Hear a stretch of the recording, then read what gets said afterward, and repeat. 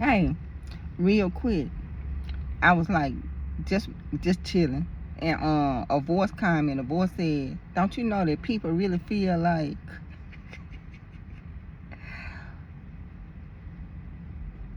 they're your me, my place in heaven depend on if they get converted or not." Like this is what somebody's telling me. Like, is this how y'all feel? Do y'all feel like people getting into heaven and hell really determined by y'all free will to choose not to go? Like, is that what y'all believe? I want to know this. Cause I'm sitting here. That's why I did those posts. I'm just sitting around and I just hear a voice, and the voice like, people really feel like they can hurt you, and they feel like they can drag you down, because if they reject you, then that's stopping what you supposed to do with me in heaven, and they think they can interfere with what we got going on, me and God, by them simply refusing to listen and obey. No, that's why I'm tickled. All I gotta do is obey. It's so simple, y'all. Like, it's so simple. I say what God tell me to say, and I keep it moving. Boom, I'm in heaven. Now, what you choose to do, that's you and God. Now, what you got to do to get to heaven, that's you and God. Whatever you got to do to get to heaven. But me, all I got to do is say what I see and hear, and then all God said is say what you see. And I'm like, shoot, I spy a yellow bus. That's what I see right now. All I got to do is say what I see out here. What you choose behind what I say, how you feel behind what I say, has nothing to do with me. Ain't got nothing to do with me and God. Me and God still rocking. We still like this when at the end of the day. So I'm tickled at this. People, God don't care if he got one soul in heaven. God understands that with us having free will, you also got to choose him in this process. God will not let me interfere with free will. Yeah, I can play the mind games with you, but that ain't what this is. You got to freely choose God. You got to say, yes, God, I choose you. And you cannot be influenced through manipulation, which is what the church do, to do this. You can't be tricked into following God. The church trick you into following him. God don't want you gonna be tricked into it. You got to willingly want God. Do you want somebody to trick you into a relationship? You gonna feel deceived. You gonna be hurt. That's where the church hurt come from. It's somebody trick you into being in a relationship with them. And once you find out the truth behind it, it's betrayal. You got trust issues. It's the same with God. You got to willingly want him. And he's not going to, like, y'all. So it's either you want him or you don't. And life go on at the end of the day in this process. So you got to use your free will. And me, I'm just gonna let you know what God tell me, because I hear directly from him. Everybody don't hear from him because everybody ain't got gifts. Everybody ain't got the same gift as me. So when I say I hear God, and because you don't hear God, you think don't nobody hear God. Yes, I hear God directly. And if you stick around me long enough, you're gonna be spooked. I'm gonna spook you out with what God telling me about you. You're gonna be spooked. Everybody be spooked. That's why I just be like, I don't try to invoke fear in people.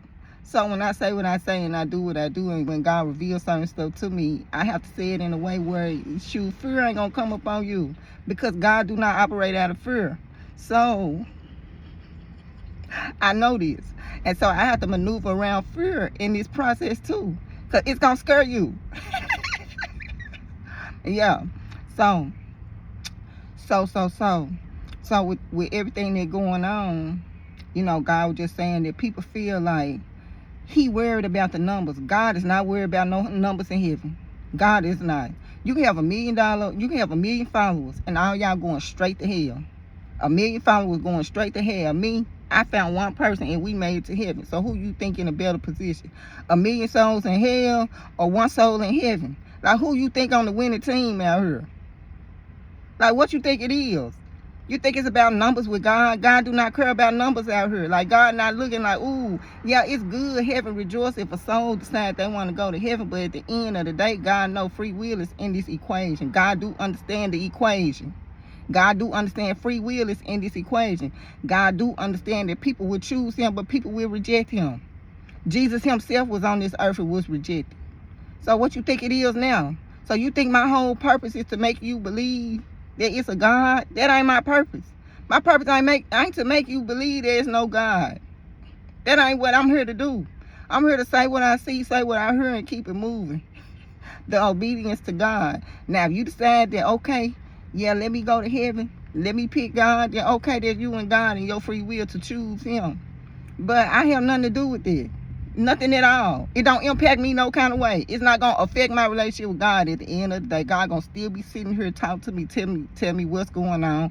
I'm still going to have vision and dreams. You cannot stop my vision and dreams from happening. You cannot rebel against me to try to hold me back from the blessing that God want to give me by rejecting him. Like, it don't have no impact, no effect on me. I'm still going to move forward. Whether you choose God or you don't choose God, my life is going to go on in this process. It's gonna go on. It's nothing that you can it's nothing that you can do to stop what God got going for me. It's no way you can come and you got no power in this process. Absolutely no power. And if you get in the way of what God got going on, especially with his prophets, his seers, those out on assignment, if you get in the way, that you don't want to do. You don't want God to be your enemy in this process. So you be careful out here. Some of you people, you don't know who you in cahoots with. If this person really with God now. Now if they ain't rocking with God, then y'all do whatever y'all want to do. But but if God got people out here on assignment and you feel like you finna get in the way of what he got going on out here, the wrath will be on you. God said, vengeance is mine. So I just move, do what I do. And then, like, anything going on, God gonna look down on what's going on, and he gonna place his own judgment against me. I mean, against what I'm thinking it needs to be. Because God is right, God is fair. So God sees something going on and any kind of injustice against me. And you have to, like, the seed you have sown, it produced bad fruit behind something that you done did to me. I ain't got nothing to do with it. I ain't got nothing to do with it. You created it. You planted that seed in the earth. It produced bad fruit. And now you got to deal with the consequences of the seed that you planted in the ground.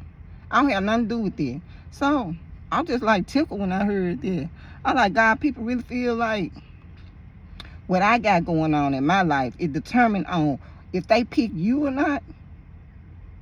Like, huh?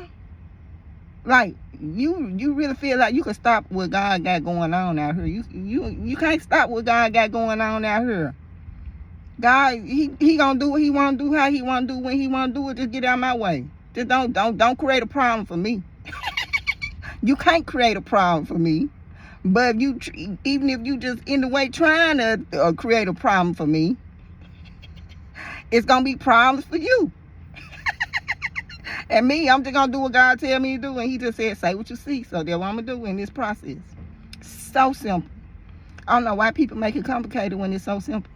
Like, this whole journey of life, of picking God, it is so simple. Like, yeah. But you can't bring me down with you in this process. Like, on this earth, you know, you can bring other people down. Like, when you don't want to live, you can go to a mall and then unallow everybody in the mall because you feel like, ooh, the world and the earth. Like, you can do that in this realm right here. But in that other realm, you ain't got nothing to do with me. You ain't got nothing to do with my righteous works and what I got going on with God and my position in heaven. The choices that you make, the bad choices that you choose to make through your free will has no impact on me whatsoever in this process. It's you and God. Now, if I send a warning and you don't heed to my warning, every single warning will testify against you on the other side.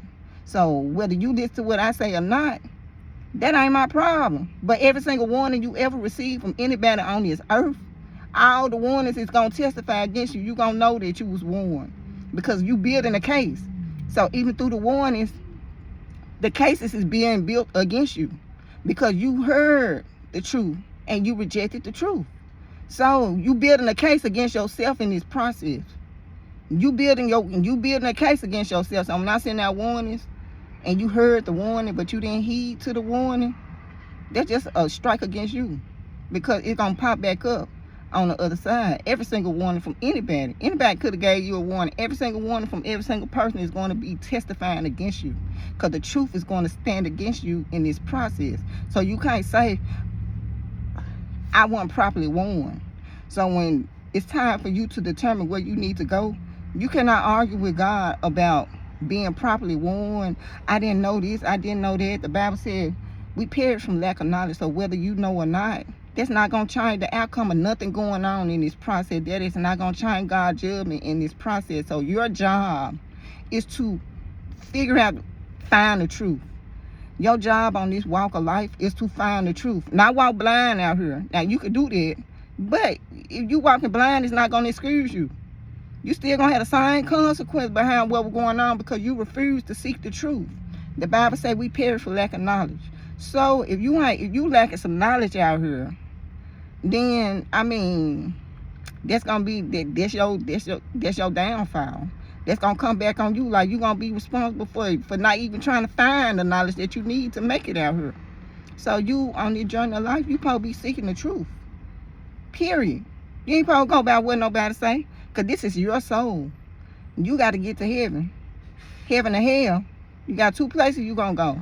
So you're going to trust the judgment of other people, including possibly the judgment of a pastor, over your soul, when you got the Bible right here to help guide you on what the truth is, what you need to be doing, what you don't need to be doing.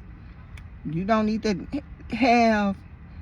be trusting nothing but God, Jesus, the Holy Spirit, and the Bible on this walk out here. You trying to trust the flesh of another person and think they going to get you in heaven? Is you trying to put that much faith in a man that they gonna get you there over your own knowledge, your own truth, your own understanding? You better be trying to figure it out here and seek the truth, because the truth is in your face, but you got to seek it. You got to seek the truth. The Bible says seek it. So you have to dig past the lies to get to the truth. And I'm gonna talk to y'all later. Y'all, I finna get ready to just cut the video, and then God wanted me to go into all the times where people had these encounters with angels, and the first thing they said was, fear not. Because it's throughout the whole Bible. You know, earlier I spoke and I said, it be fear come on people. Like, I have to try to, like, I know fear is on people. And so with me knowing this, I have to manipulate around this because of my gift. It called fear, it invoked fear in you. So with me knowing this, I have to maneuver and speak in a way where you just ain't scared out your mind in this process. Okay, so right now I'm reading Matthew 28. This is 28:10.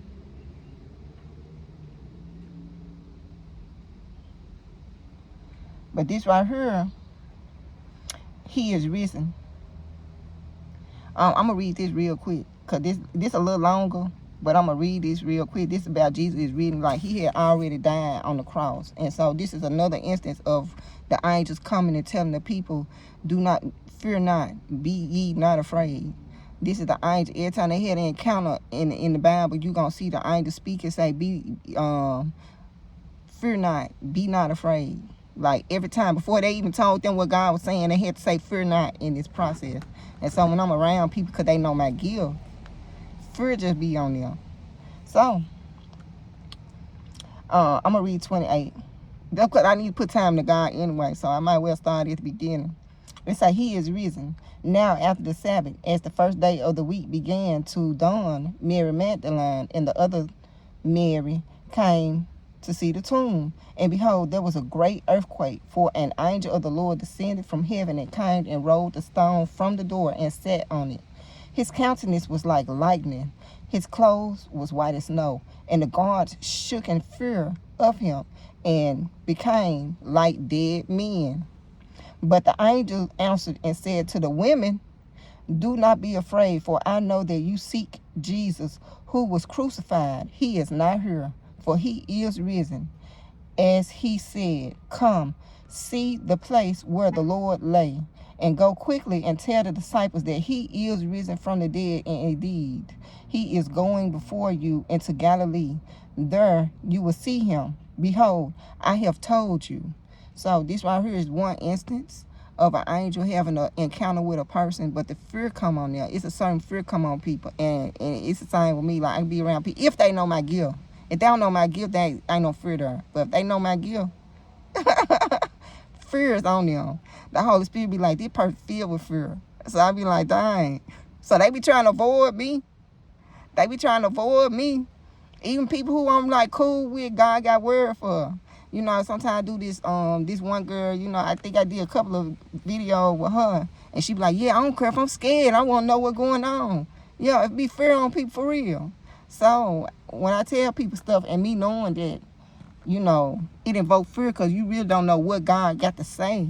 Like the nervousness of this, it just creates this fear. So it be fear on people. So yeah, I know this even dealing with people. Like they don't know my gift, it's no fear there. But if they know my gift,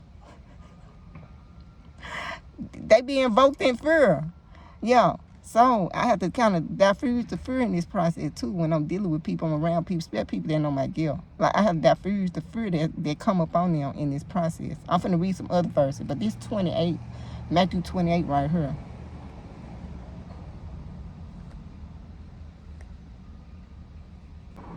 So now I'm in Luke 2, this verse 10 and 11. This is about when Christ was born, like Mary getting the prophecy that she's with child and she's finna be the one that God appointed to carry Jesus.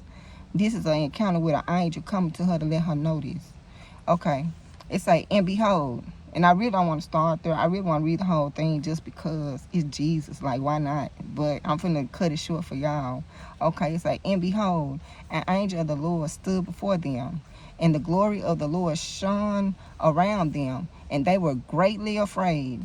Then the angel said to them, do not be afraid, for behold, I bring to you good tidings of great joy, which will be to all people. For there is born to you this day in the city of David a Savior, who is Christ the Lord. And this will be the sign to you. You will find a babe wrapped in swaddling cloth, lying in a manger. And suddenly there was with the angel a multitude of heavenly hosts, praising God and saying, glory to God in the highest, and on the earth peace, goodwill toward men.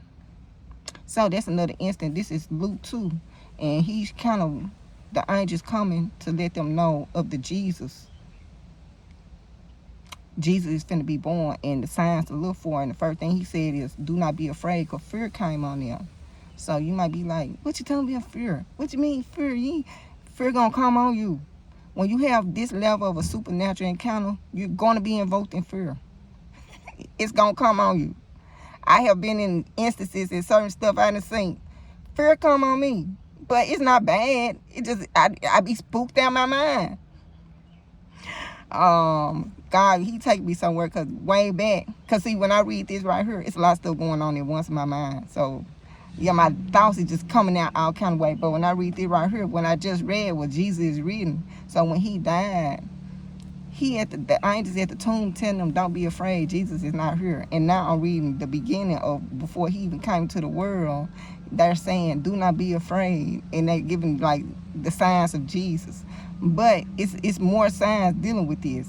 And one of my encounters, like where I was spooked out my mind, was I was under the influence of marijuana. I was under the influence. I always had my gift, and I was with somebody. We were smoking together. This person also has a gift. Like this person also was spiritually like gifted, you know. And so we were smoking together, and this person just went into a trance in the middle of us just smoking. And so when we went into this trance, we just sitting in the car smoking. Boom, he grabbed me, and he barely grabbed me. He could have grabbed my arm. Let me see if I can show y'all. I don't think I can show y'all this. But he grabbed my arm like this.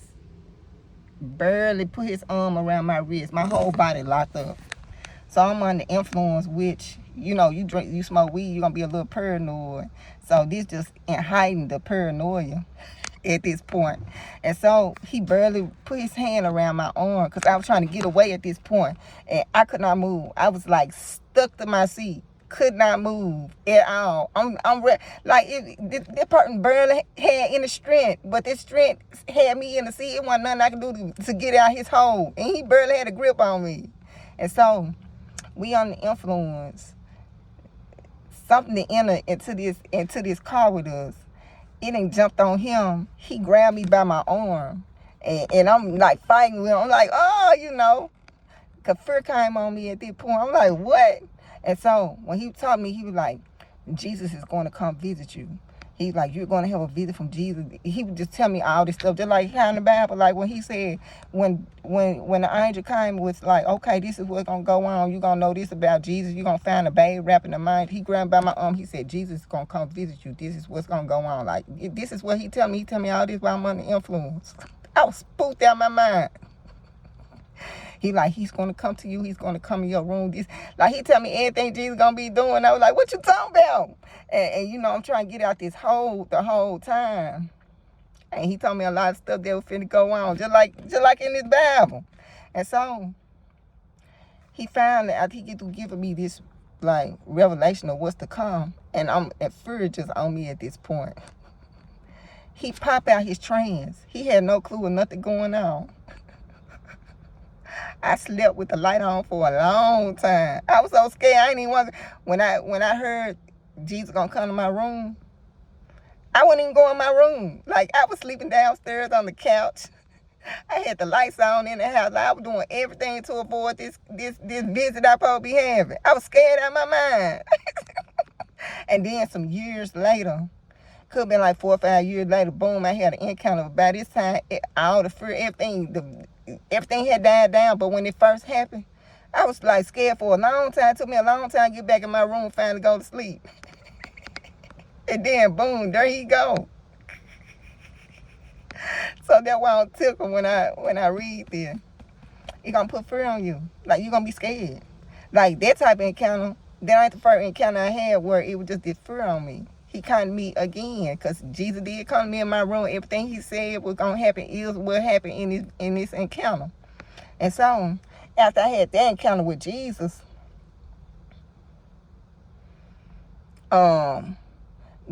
what I noticed, this is just me and my personal experience, because Jesus, he come to people different. But what I know from my experience is that Jesus always announces coming. He always announces his coming. So with me, he always made an announcement that he was going to come see me. He never came and seen me unannounced, like never. And so I had this encounter, but this dude who was my friend grabbed me, and I was just like, oh, like, I literally like this, like, I can't get out the, like, I was stuck to the seat. And he was like, Jesus gonna come visit you, da, da, da, da. Like, yeah, like, it was the scariest thing ever. So everything he said happened. And I did have an encounter. Jesus came to my room. Like he said, Jesus was going to come to my room. And I had a second encounter. Jesus came. Jesus was right there. This was before COVID. Jesus came to me again. And so when Jesus came to me again, he had a lot of emotions in his vision right here. And during this time of him coming to me this time, he was mad, he was sad, he was like, it was just all these emotions all at once. And when he came to me, it was the huge eagle sitting between me and Jesus in the dream. Like, this eagle was bigger than me. He was petting the eagle like a dog, but the eagle was so big, like. So he talking to me and he petting his eagle. And I'm gonna say this. I have never been a person to care too much about how a person looks. So I don't really be in the dream looking like, well, what Jesus look like. Because in my spirit, I never really cared about how he looked. Now, certain people, I think they do care about how he look. And he may reveal himself physically to these people. But me, it might be just like a silhouette of him. Like, I never really cared to even look at his face. And I be talking directly to him, just like I'm talking to you, just like this. I done had a lot of dreams with Jesus, and now I'm thinking about it. I'm still, okay. But this dream right here, this was before COVID. He came to me and he said, I've been coming to earth. He said, I've been visiting the earth wearing my best. He said, and I've been visiting the earth wearing my worst. And he said, I don't even like how I've been treated. This is what he's telling me right here in his vision while he petting this eagle. He was mad. Like, he was going through, like, woo, I ain't never seen him like this right here. This was before COVID.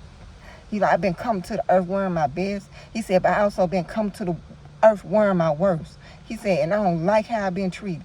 I don't like how I've been treated. And that's what he was saying in the dream. This is the second encounter. So I'm like, Jesus, man. That's what I was thinking. I was like, woo. Yeah, fear gonna come on you.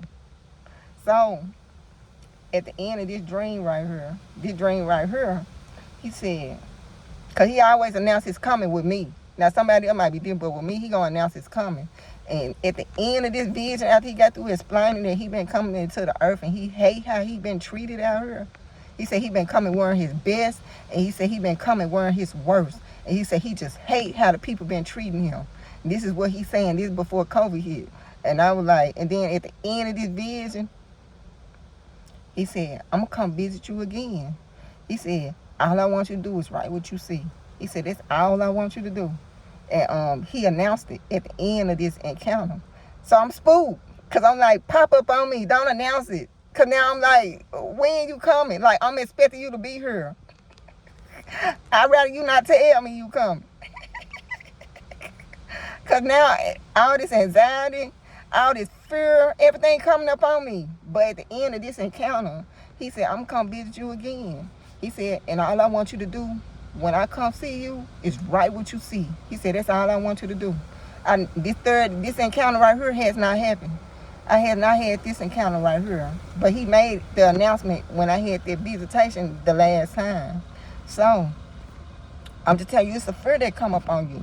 And this fear is just natural. And so even the angels is trying to calm the people down and tell them, hey, do not be afraid. Fear not. Before the angels had an encounter, they always said, fear not. And so that's why I said when I'm around people, if they know my gift, fear gonna come on them. They can't be around me like that. So God do have me hidden in plain sight.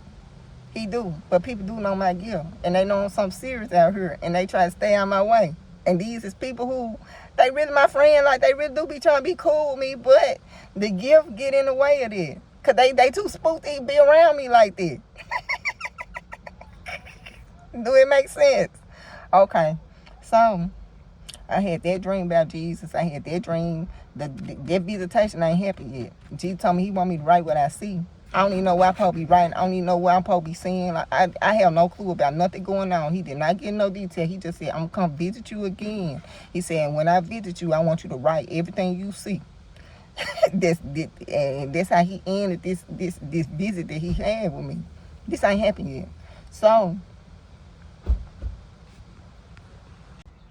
I'm just speaking on my Jesus encounter because this is where I've been led to. First, I was speaking on that, and then it led me to these two, do not fear, which led, both of them deal with Jesus. One dealing with his birth, do not fear. One dealing with his death, do not fear, which lead me to his encounters.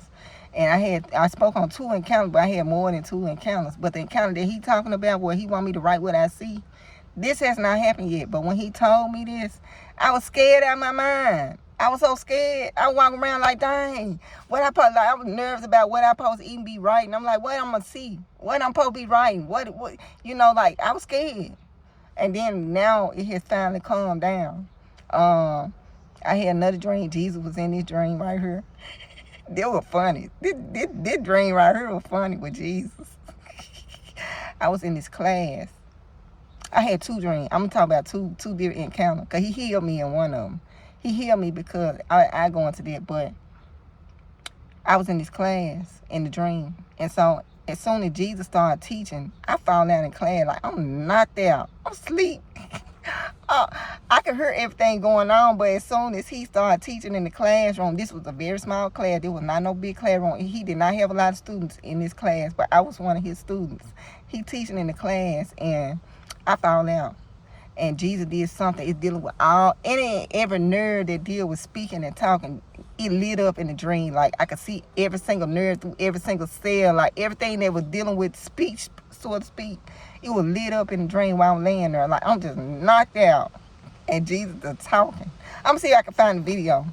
And so, after he get through talking, after class over, I wake up.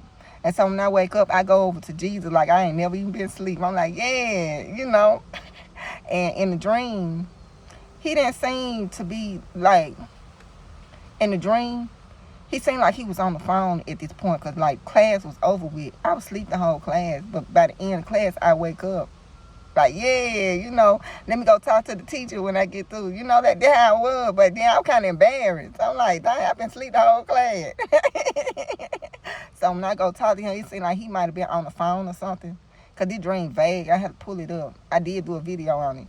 But it seemed like he was like, because you know how class be over with, how you might be like kind of busy after class. It's like he was busy after class, but I was just standing after class. Like, I had wanted to talk to him about something. I can't remember.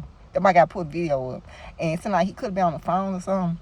Or he could have been talking to somebody, something going on. But in the dream, when I walked up to him, he stopped everything he was doing to hear what I had to say. Like, he stopped everything. And in my mind, Jesus telepathic. Because one mind counted, it was funny. But, there you stop.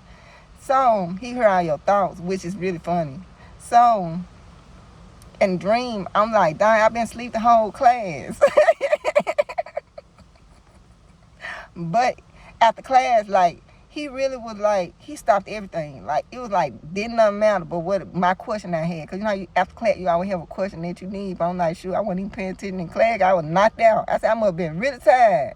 So, he was there and he stopped everything he was doing. And he was trying to figure out, he really was there to answer the question that I had in the dream. Like, he stopped everything. Like, didn't nothing matter but what you need to say. Some people brush you off. He didn't do that. And he was huge. He was way bigger than me. His size, his stature was way bigger than mine. Like, I was just like, I don't know. It kind of reminds you of the movie Avatar. You know how big the Avatar, the movie with the blue things, the blue avatars.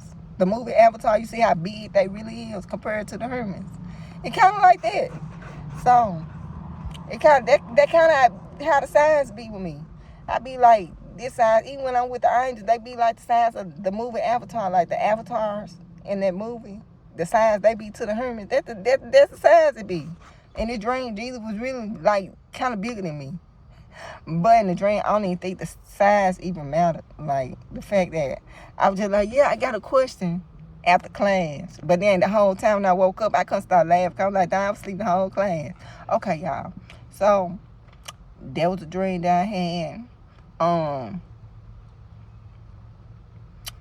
So at this point, because I was having these dreams about Jesus, I had asked my daughter, she had open revelation. So I have vision dreams. I don't think she can see what I see. But her, she can hear. So she had open revelation. So I can ask her something. God, sometimes me and her be talking in the car and God will be right there in our conversation. And she like, God saying this. I'm like, shoot, let me straighten up. Like how God jumping in that conversation like that. We just, yeah. So I asked her about Jesus. I'm like, I'm having these Jesus encounters. And I just asked her about him. And she said, Jesus is going to come to you on special occasions. You're going to always get a visit from him, and it's going to be during a special occasion that you're going to actually see him. This is what she's telling me at this point, because I was just trying to figure out, like, what's going on. And she like, you're going to see him, she said, and it's going to always be during special occasions. Jesus said he's going to come see you during special occasions. I don't know what the word special occasions mean. I do not know this. And so yeah. So I think that's it, y'all. I think that's it right there. Yeah, I think that's it. Cause I had another dream, and I did this back. I told you I was in a car accident. I forget let y'all go, but I was in a car accident, and two cars. I was at the stop. I was just at a stoplight, and two cars. It was a 3-car accident. One car slammed to the other car. That car slammed into me. So it was a 3-car accident, and 2 cars slammed dead into the back of me while I'm like sitting at the light. And so while I'm sitting at the light, 2 cars slam into me. I jumped out the car. I didn't even look at that car. I just jumped out the car, looked at my car. I didn't see no damage. And so I was figuring to go home because I didn't see no damage to the back of my car. But when I looked at the other 2 cars, that car was totaled out. That car was completely totaled out. And then I'm jumping out my car. I don't see no damage to my car. So I'm like, shoot, I'm trying to get home. And so I was just finna leave right then. But then when I looked at the other 2 cars, that car was totaled out. And so by this time, the police ended up pulling up. When the police pulled up, one of the ladies, she like, why her truck ain't got no damage? Like, why ain't no damage to her vehicle? And so the police officer, like, she trying to figure it out. She like, oh, my car totaled him. So why is no damage to her vehicle? He talking about my vehicle. And so the police officer is trying to break it down to her and trying to explain logically, like, well, maybe it's the type of vehicle she got. Maybe it's made out of different type of material, and so that's why it's no damage to her vehicle as opposed to your vehicle. But they had to call 2 tow trucks because both of their vehicle were completely totaled in this process. And me, I have absolutely no damage to my vehicle in this process of 2 cars slammed dead into me. And so in this process, I felt it all in my back. Like, I felt it. So even though I didn't physically see it, the impact of those 2 cars being totaled and slamming into me, I felt all it. Like, I felt it. I felt it all in my back. I felt it in my neck. Like, I had vertigo real bad. It was hard. My balance was off. Like I get dizzy real quick. And so in this process of everything, I go to sleep. And when I go to sleep, I think Jesus was in his dream. And in the dream, it was like something with my right ear. Because everything was off. My whole balance, everything was just completely off. And it was caused by this accident. The impact of the accident that slammed, like my back, everything felt this. Like, I ain't have no damage to my vehicle. My back, all that felt the whole impact of these 2 cars being totaled out, slammed dead into me. I felt all that. I was like, woo! So, yeah. So, during this process of me just dealing with the dizziness, me just dealing with all of what was going on, I had a dream, and the dream was something with my ear, my right ear. I don't know what was going on. I think I did a video on this too. I don't know what was going on because it's vague. But I remember this dream. I remember Jesus. I remember something dealing with the right ear. It could have been like something with an earring or something. And he did something in his dream. And I was like, look, I can either sit here and I can claim what I think dealing with my ear as my healing, or I can just sit here and I can just brush this off and just say, oh, this was just like something else. I said, so either I can take what I seen just now and I put the faith behind what I just seen, dealing with this dream and dealing with my ear and whatever else was going on. I don't know if it was an earring or what was going on with the ear, but it seemed like he did something to my ear. I said, either that was my healing right there, or I got 2 choices. I can claim this healing that I just seen and the spiritual, or I can just walk around and just be like, yeah, and just kind of brush it off. I'm like, sure, I'm finna claim this as my healing. I'm like, I was healed. That my healing right there.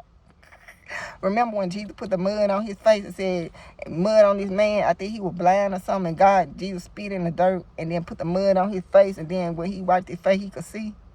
It was like, shoot, either this right here was a miracle, like a healing.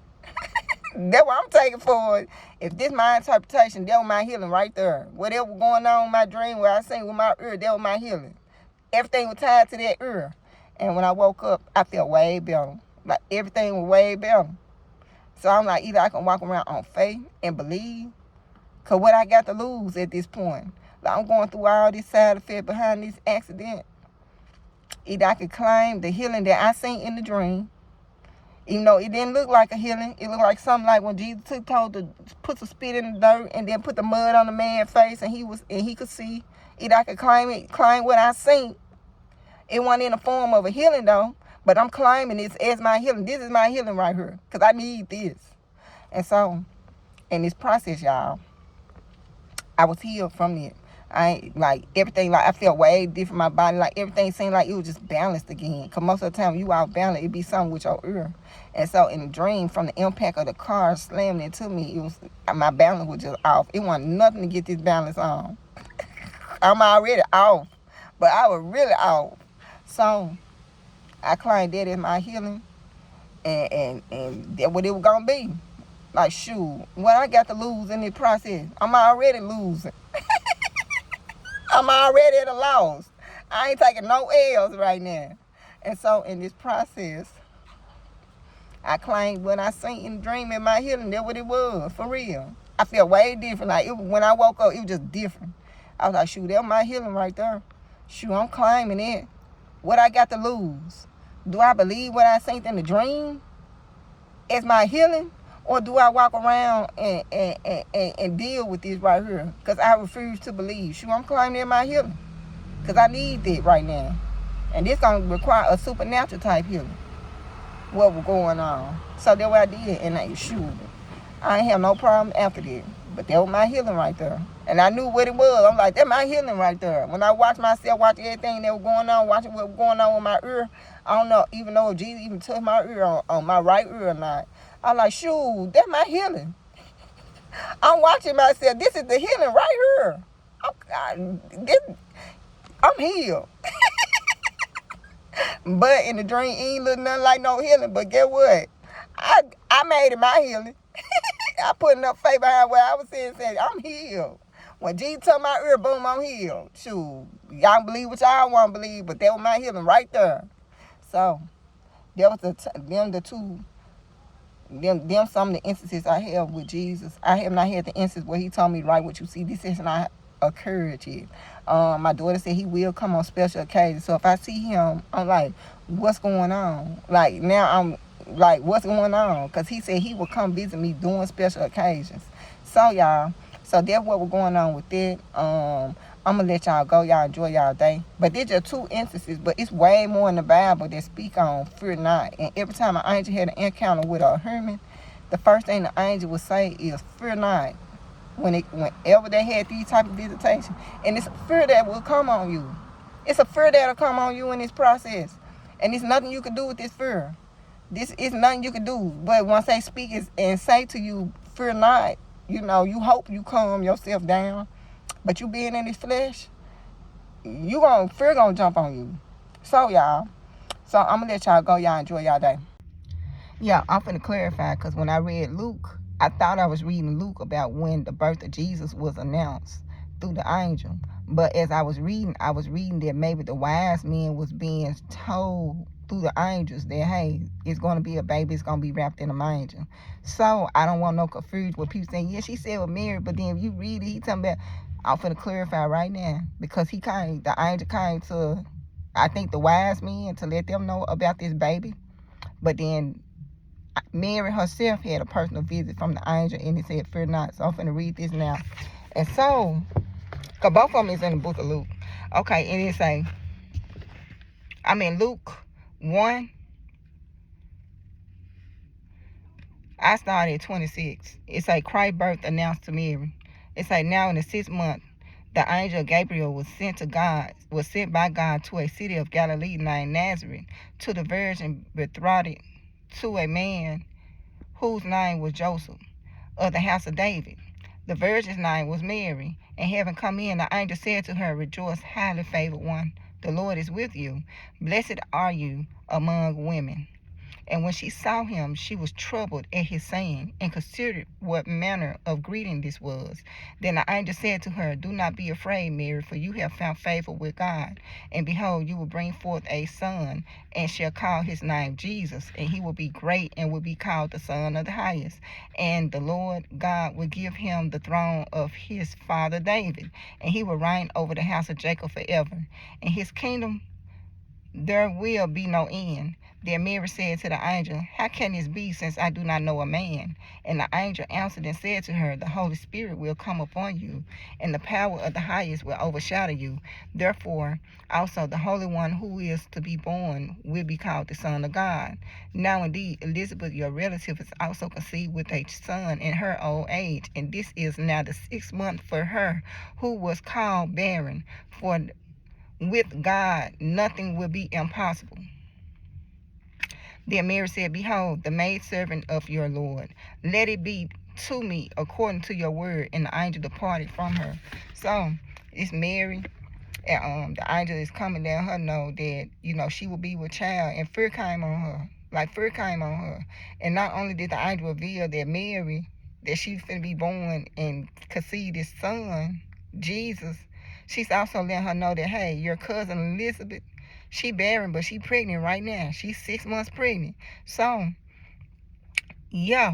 So, it's fear come on them. So, that's why I'm trying to clarify, because I don't want people to be confused. I kept saying Mary, which I thought I was going into Mary, but I was going into maybe the wise men, and the angel come before them to let them know, hey, you're going to find a baby wrapped up in a manger. So, yeah, it's all through the book. Every time it's an angel encounter, it's so many of them. And the first thing the angel always said was, do not fear. Do not fear. I didn't just go and start talking. I had to let them know, hey, do not fear in this process. But I'm finna let y'all go. Y'all enjoy y'all day. Be safe.